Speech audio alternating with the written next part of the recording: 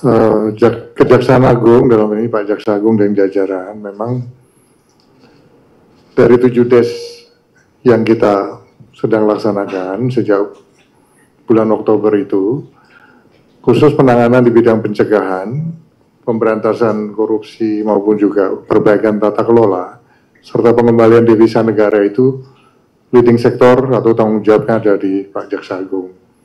Makanya beliau dengan jajaran kan sekarang sangat fokus melaksanakan kegiatan dalam rangka pemberantasan tindak pidana korupsi maupun pengembalian devisa negara tersebut. Terkait dengan KPK, kemudian ada tim tas Tipikor Polri, itu semua masuk dalam bagian des ini dan semua melakukan sinergi, termasuk penguatan koordinasi, sinergi, juga supervisi, agar prosesnya bisa lancar ke depan. Makanya di dalam des ini juga ada BPK dan BPKP untuk penghitungan kerugian negara agar bisa cepat, fokus, dan menjadi prioritas. Terkait dengan hukuman atau vonis yang dirasakan kurang memenuhi rasa keadilan masyarakat, pemerintah dalam hal ini Bapak Presiden itu sangat mendengarkan masukan-masukan dari masyarakat, di mana vonis yang diberikan ini dirasa kurang adil begitu, kurang memenuhi rasa keadilan masyarakat, sehingga Presiden sudah memerintahkan juga pada Pak Jaksa Agung untuk melakukan upaya banding terhadap putusan vonis tersebut. Di samping itu, dari Komisi Yudisial juga sedang melakukan pendalaman yang terkait dengan kemungkinan adanya pelanggaran kode etik atau pelanggaran-pelanggaran lainnya yang dilakukan oleh para pihak, baik itu dalam hal ini tentunya hakim. Demikian yang bisa saya tambahkan. Silakan kalau masih ada yang lain. Silakan. Terima kasih Pak atas waktunya dan juga upayanya untuk melakukan penyitaan serta penindakan hukum terhadap koruptor, Pak.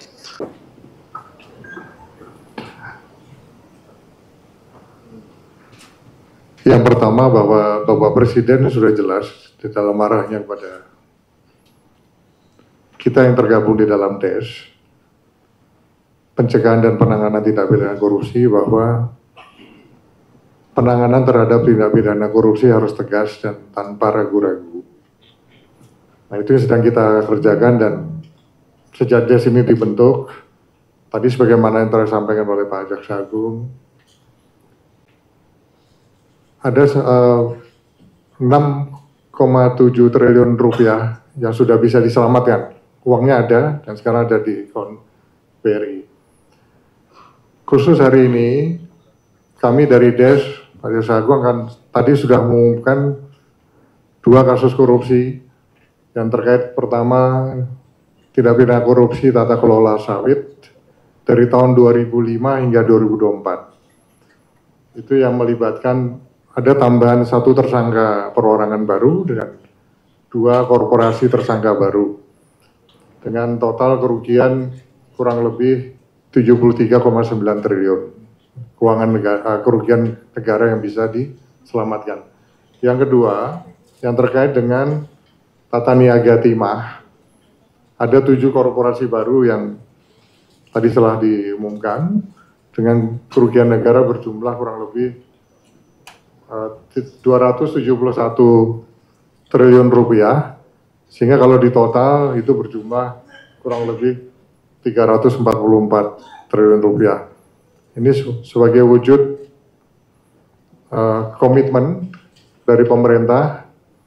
Jadi istilah-istilah yang katanya ada yang mengistilahkan kalau penanganan korupsi itu tajam ke bawah, tumpul ke atas. Tunggu saja, kita banyak nanti episode-episode berikutnya yang akan kita umumkan begitu. Ini baru awal ya, baru awal, hasilnya sudah spektakuler. Dan pemerintah berkomitmen untuk terus memperkuat langkah-langkah penegakan hukum yang semakin responsif dan memenuhi rasa keadilan masyarakat. Sehingga semuanya ada kepastian hukum dan memenuhi rasa keadilan masyarakat. Demikian yang bisa saya tambahkan. Silakan Pak Jaksa Agung kalau ada tambahan. Baik, pertanyaan untuk apakah tindakan seperti terhadap hakim yang melaksanakan tanur, saya katakan iya. Cukup ya, ada